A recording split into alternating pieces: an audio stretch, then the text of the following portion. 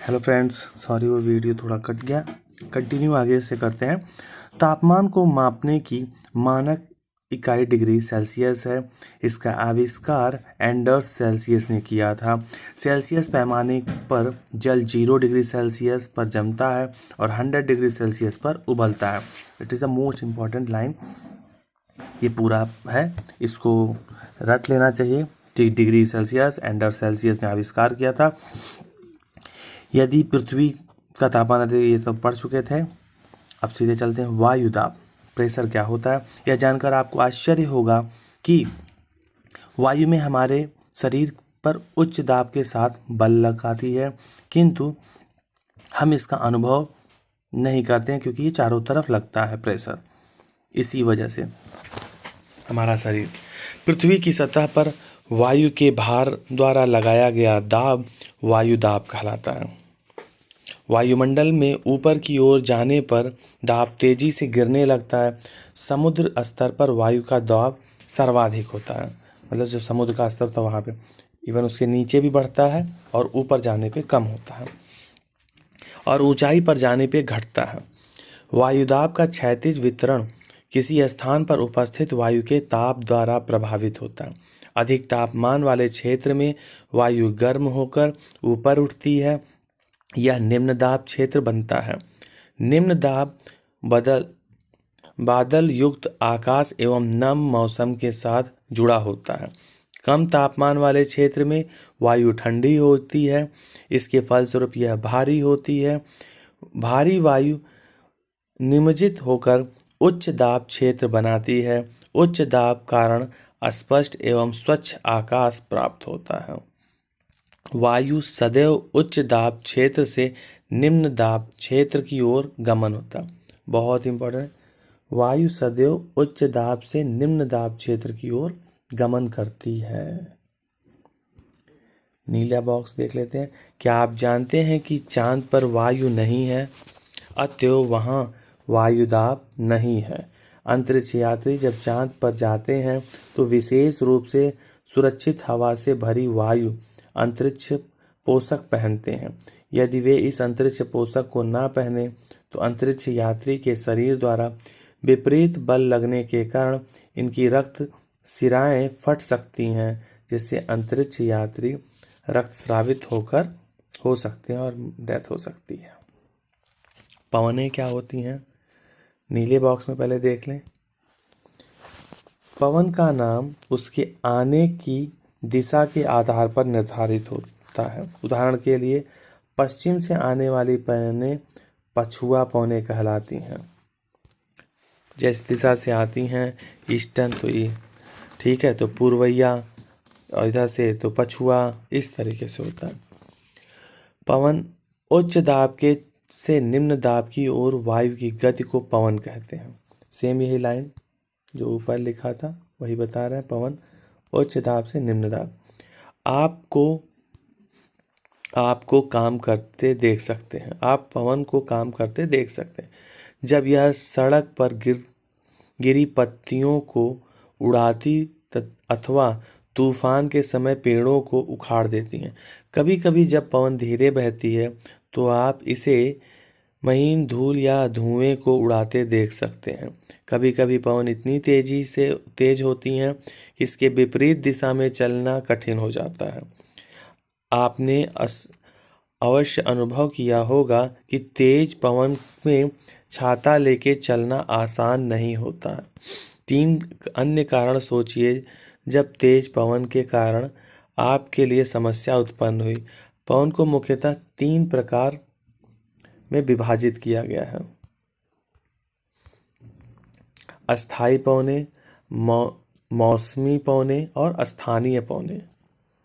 अस्थायी पवनें व्यापारिक पश्चिम एवं पूर्वी पवनें अस्थायी पवनें हैं। ये वर्ष भर लगातार निश्चित दिशा में चलती रहती हैं। जो पवनें निश्चित दिशा में चलती हैं और परिवर्तित नहीं होती हैं उसे अस्थायी पवनें कहते हैं। मौसमी पवनें ये पवनें विभिन्न ऋतुओं में अपनी दिशा बदलती कारण भारत में मानसून पवनें कहलाती हैं। जो पवनें अकॉर्डिंग टू मौसम के, आज मौसम गर्म है तो पवन इधर चल रही है, आज मौसम ठंडा है तो पवन ऐसे हो गई। इस तरीके से अगर पवनें चल रही हैं तो उसे मौसमी पवनें कहती हैं।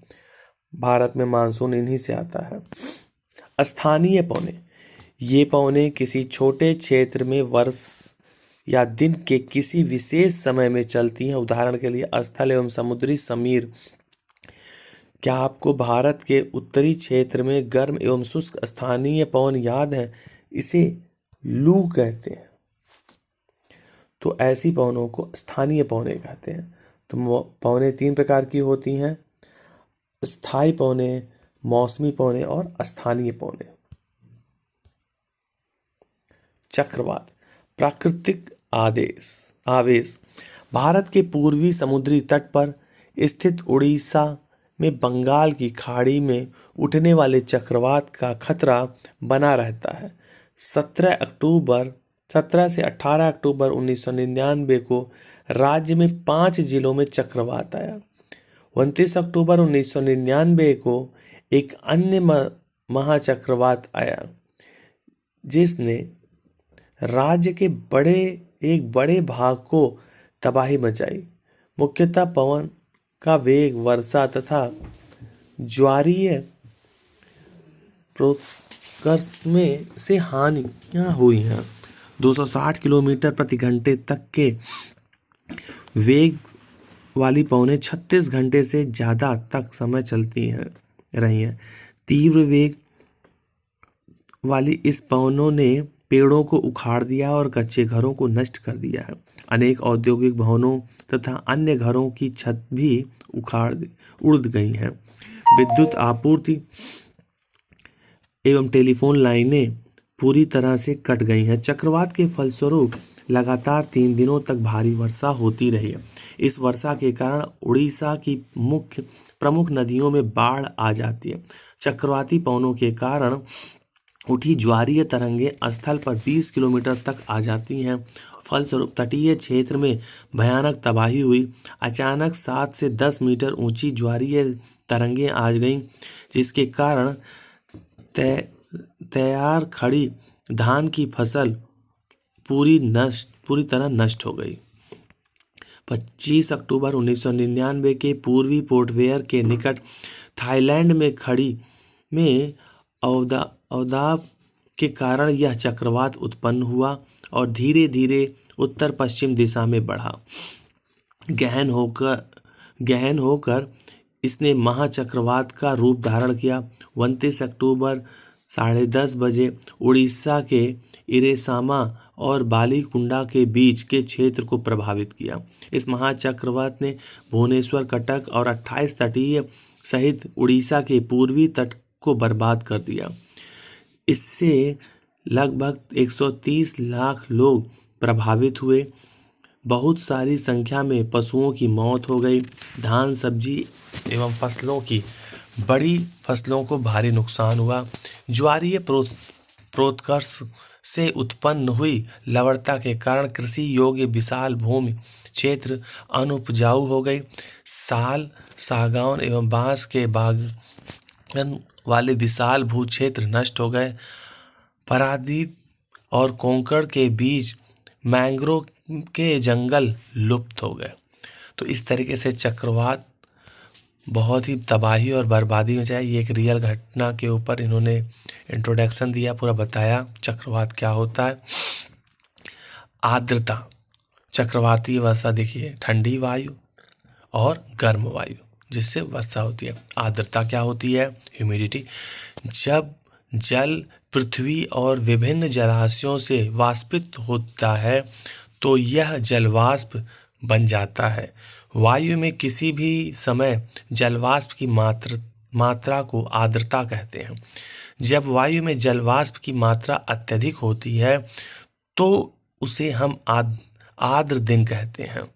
जैसे जैसे वायु गर्म होती है इसकी जलवाष्प धारण करने की क्षमता बढ़ती है और इस प्रकार यह और अधिक आर्द्र हो जाती है। आर्द्र दिन में कपड़े सूखने में काफ़ी समय लगता है एवं हमारे शरीर से पसीना आसानी से नहीं सूखता और हम असहज महसूस करते हैं।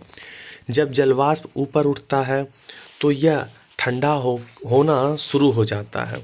जलवाष्प संघनित होकर ठंडा होकर जल की बूंदें बनाते हैं। बादल इन्हीं जल बूंदों का ही एक समूह है। जब जल की ये बूंदें इतनी भारी हो जाती हैं कि वायु में तैर ना सके, तब ये वर्षण के रूप में नीचे आ जाती हैं। आकाश में उड़ते हुए जेट हवाई जहाज अपने पीछे सफ़ेद पथ चिन्ह छोड़ते हैं। इनके इंजनों से निकली नमी संघनित हो जाती है। वायु में गतिमान न होने की स्थिति में यह संघनित नमी कुछ देर तक पथ के रूप में दिखाई देती है। पृथ्वी पर जल के रूप में गिरने वाला वर्षण वर्षा कहलाता है। ज़्यादातर भाव जल वर्षा जल से प्राप्त होता है। पौधे जल संरक्षण में मदद करते हैं। जब पहाड़ी पार्श्व से पेड़ काटे जाते हैं, वर्षा जल अनावृत पहाड़ों से नीचे बहती है एवं निचले इलाके में बाढ़ का कारण बनता है। क्रियाविधि आधार पर वर्षा के 3 प्रकार होते हैं: संवहनी वर्षा, पर्वतीय वर्षा और चक्रवाती वर्षा। बहुत इंपॉर्टेंट है ये कि वर्षा कितने प्रकार के होते हैं। पौधे और जीव जंतुओं के जीवित रहने के लिए वर्षा बहुत महत्वपूर्ण है। इससे धरातल को ताज़ा जल प्रदान होता है। यदि वर्षा कम हो तो जल की कमी तथा सूखा हो। इसके विपरीत अगर वर्षा अधिक हो तो बाढ़ आ जाता है। वर्षण के दूसरे रूप हिम सहित वृष्टि ओला है। वायुमंडल क्या है? वायुमंडल का आविष्कार। भाग 3, 2 गैसों से नाम। वायुमंडल में कौन सी गैसें हरित गृह प्रभाव पैदा करती हैं? मौसम किसे कहते हैं? वर्षा कितने प्रकार की होती हैं? वायुदाब वर्षा, वही अभी यहीं पर पढ़े थे हम लोगों ने। संवहनी वर्षा, पर्वतीय वर्षा और चक्रवर्तीय वर्षा। निम्नलिखित में से कौन सी गैसें हमें सूर्य की हानिकारक किरणों से बचाती हैं? तो ओजोन। वायुमंडल में सबसे महत्वपूर्ण परत कौन सा होता है? तो सबसे महत्वपूर्ण परत वायुमंडल में सबसे महत्वपूर्ण परत कौन सा था? क्षोभ मंडल की बात कर सकते हैं। वायुमंडल में निम्न परतों में कौन सी बादल विहीन मंडल है? तो वो आपका क्षोभी मंडल रहेगा। वायुमंडल की परतों में जब हम ऊपर जाते हैं तो वायुदाब क्या हो जाता है? घटता है।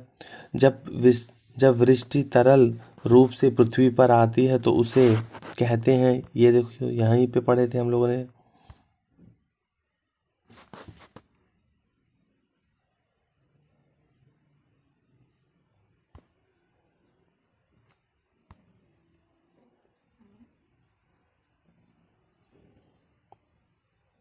फिलहाल वृष्टि वहीं पढ़े ही थे तो उसके बारे में है। ये बादल बन जाता है और वर्षा कर देती है। तो इस तरीके से हम लोगों ने चैप्टर नंबर 4 वायु को पढ़ लिया है और बहुत ही थोरली पढ़ा है। काफ़ी मतलब अच्छी जानकारी थी तो इसे मैंने थोड़ा धीमे पढ़ाया और बताया कि कैसे क्या है, अंडरस्टैंडिंग हुई है। अब भी रटने की ज़रूरत नहीं है। फिर से मैं कहता हूँ, एक मैं लेसन लेके आऊँगा चैप्टर जिसमें 1 लाइनर टाइप का एनसीईआरटी का बनाया रहूँगा। वो आप प्रीलिम्स में फैक्ट को देखिएगा। फिर जल्दी जल्दी महेश वर्वार के ऊपर चलेंगे और क्रैक करना है हमें यूपीपीसीएस 2026। टारगेट वही रखिए या बीपीएससी का टारगेट रखिए, इजी तरीके से निकल जाएगा। एनसीईआरटी बस स्लोली एक बार पढ़ लीजिए अच्छे से। चैनल को लाइक करें, सब्सक्राइब करें, ढेर सारा शेयर करें और हाँ, कमेंट करें अगर अच्छा क्या नहीं लगा, कैसे और अच्छे चैनल को हम बेहतर कर सकते हैं, क्योंकि ये चैनल आपका ही है। Thank you.